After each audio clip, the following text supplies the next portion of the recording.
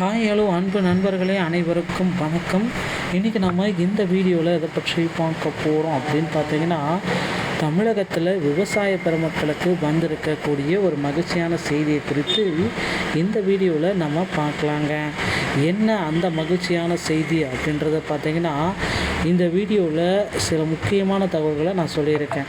So நிதி பார்த்திங்கன்னா விவசாய கடன்களை தள்ளுபடி செய்கிறதுக்காக அரசு நிதி ஒதுக்கீடு செஞ்சுருக்காங்க. 1477 கோடி, மொத்தம் 46,5661 கோடி ரூபாய் வேளாண் நிதிக்காகவே ஒதுக்கப்பட்டிருக்குங்க. ஸோ இந்த நிதி ஆண்டு தமிழக வேளாண் பட்ஜெட்டில் பார்த்திங்கன்னா இது எந்த அளவுக்கு மாற்றத்தை கொண்டு வர இருக்குது, இது பற்றி தான் இந்த வீடியோவில் பார்க்கலாம். ஸோ வேளாண் பட்ஜெட்டுடைய உரைவியின் போது நம்மளுடைய உழவ நலத்துறை அமைச்சர் எம்ஆர்கே பன்னீர்செல்வம் சில தகவலை குறிப்பிட்டார். இதுவரை 54,000 கோடி பயிர்க்கடன் வழங்கப்பட்டுள்ளது. பயிர்க்கடன் தள்ளுபடி திட்டத்தின் கீழ் தற்பொழுது வரை 10,346 கோடி தொகையும் வட்டி தொகையும் தமிழக அரசால் விடுவிக்கப்பட்டுள்ளது. 2025 மற்றும் 26இல் 1,727 கோடி ரூபாய் தள்ளுபடி செய்வதற்காக ஒதுக்கீடு செய்யப்பட்டுள்ளது. நெல் கொள்முதல் மூலம் அரசிற்கு 297 கோடி ரூபாய் நேரடியாக விவசாயிகள் வங்கி கணக்கில் வரவு வைக்கப்பட்டுள்ளது.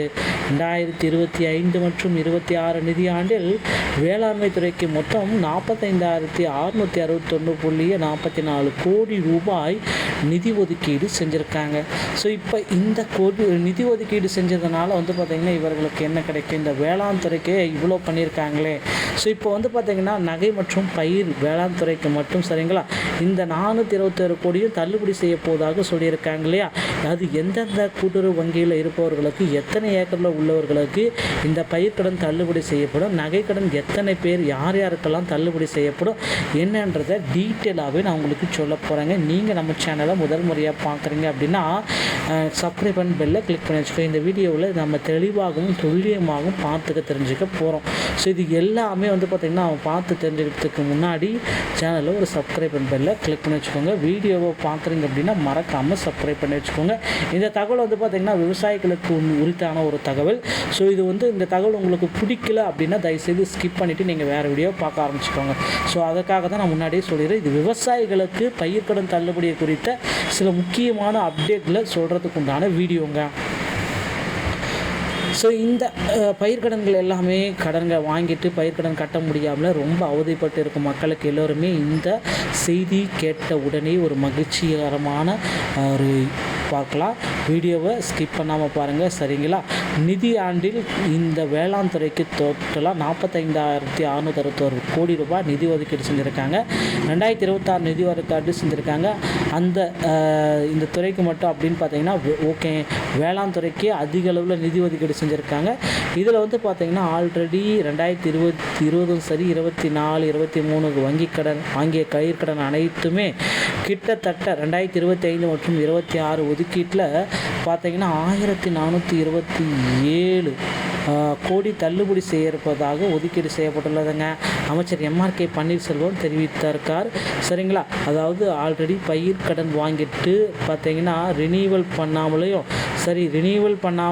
சரி இனிமேல் பண்ணாதவர்களுக்கும் சரி, இதில் எந்த பார்த்தீங்கன்னா 5 ஏக்கருக்குள்ளார ஓகேங்களா, 5 ஏக்கருக்குள்ளாமல் வாங்கிய பயிர்க்கடன்கள் அனைத்துமே பயிர்க்கடனாக்க தள்ளுபடி செய்ய போவதாக சற்று முன்பு தகவல்கள் வெளியாகியிருக்கு.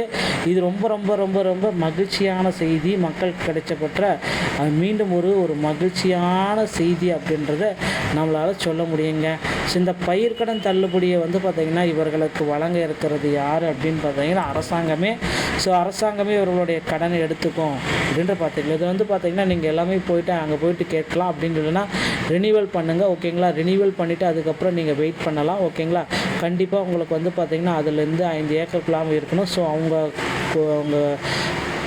1,477 கோடியில் தான் உங்களுடைய நிதி ஒதுக்கீடு செஞ்சுருக்காங்க. பார்த்திங்கன்னா தள்ளுபடி செய்ய போகிறாங்க. ஸோ அடுத்த பார்த்திங்கன்னா 2025 to 26 ஆண்டிற்கான தமிழக வேளாண் பட்ஜெட்டோட உரையின் பொழுது ஒரு உழவர் நலத்துறை அமைச்சர் எம்ஆர்கே பன்னீர்செல்வம் இதுவரை 54,000 கோடி பயிர்க்கடன் வழங்கப்பட்டுள்ளது. சரிங்களா, இதுவரைக்கும் வந்து பார்த்திங்கன்னா இவர்கிட்ட இருந்து நமக்கு 54,000 கோடி பயிர்க்கடன் வந்து பயிற்சிகள் வழங்கப்பட்டது. ஸோ அதுலேயும் வந்து பார்த்திங்கன்னா இந்த பயிர்க்கடன் தள்ளுபடி திட்டத்தின் கீழே தற்சமயம்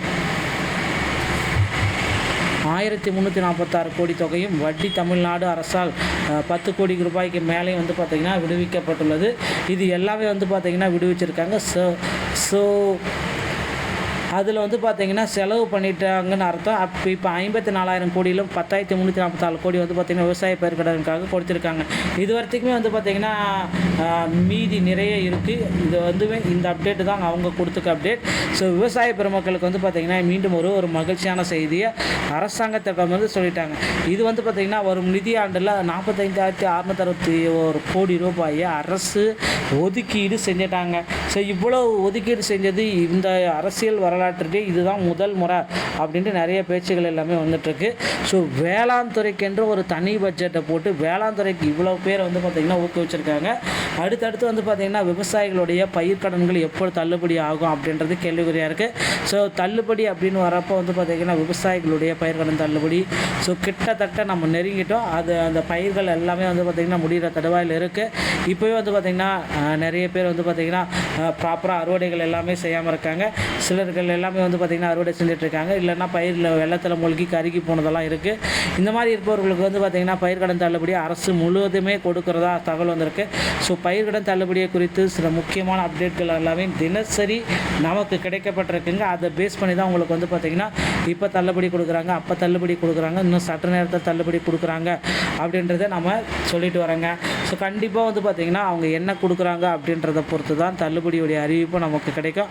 ஸோ கண்டிப்பாக இந்த பயிர்க்கடன் தள்ளுபடி யாருக்கு விரைவில் கிடைக்க போகுது அப்படின்றத நீங்கள் எதிர்பார்க்கலாம். ஸோ கண்டிப்பாக வந்து பார்த்திங்கன்னா இந்த பயிர்க்கடன் தள்ளுபடி சில மக்கள்களுக்கு வந்து மட்டும்தான் கொடுக்க போகிறாங்க. எல்லாருக்குமே வந்து பார்த்திங்கன்னா இந்த பயிர்க்கடன் தள்ளுபடி கிடைக்கிறதுக்கு நிறைய வாய்ப்புகள் இல்லைங்க. பயிர்க்கடன் தள்ளுபடி அரசியல் சொந்தமான செய்திகள் அனைத்தையும் நீங்கள் உடனுக்குடன் பெற நம்முடைய சேனலோடு இணைந்திருங்கள். மீண்டும் ஒரு நல்ல தகவலோடு நான் உங்களை சந்திக்கிறேன். நன்றி, வணக்கம், தேங்க்யூ.